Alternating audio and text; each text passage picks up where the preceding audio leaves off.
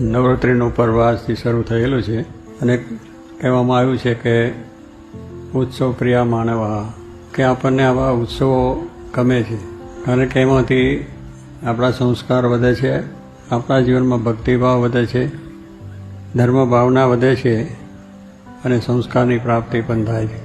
ઉત્સવ એટલે આ નવરાત્રિનો ઉત્સવ એટલે માતાજીના પર્વ આપણે ગણીએ છીએ. જો આપણે એના ભક્તિભાવપૂર્વક એના ગુણગાન ગાઈને આ ભક્તિ ઉજવીએ તો એ દેવ પણ રાજી થાય, શક્તિ પણ રાજી થાય, ભગવાન પણ રાજી થાય. એટલા માટે ભારતની અંદર આપણે બધા ઉત્સવો ઉજવીએ છીએ. નવરાત્રિનું વ્રત એ સારું, સ્વચ્છ છે, પવિત્ર છે. કારણ કે એવા ઉત્સવો બધા આપણા જન્માષ્ટમી, રામનવમી, આપણા બધા જે ઉત્સવો છે, બેસતા વરસ છે, બધા ઘણા ઉત્સવો આપણે ઉજવીએ, દસરા છે, એ બધા ઉત્સવો પવિત્ર છે. શાસ્ત્રોમાં એનો વાત કરેલી. પણ આપણી સંસ્કૃતિ, આપણે ક્યાં જઈ રહ્યા છે એ આજે વિચાર કરવાનો. ભલે બધું કરીએ છીએ પણ આપણા જે મૂલ્યો છે એ મૂલ્યો તમે સાચવો. મૂલ્યો સાચવશો તો આજે સમાજમાં શાંતિ થશે, રાષ્ટ્રમાં પણ થશે.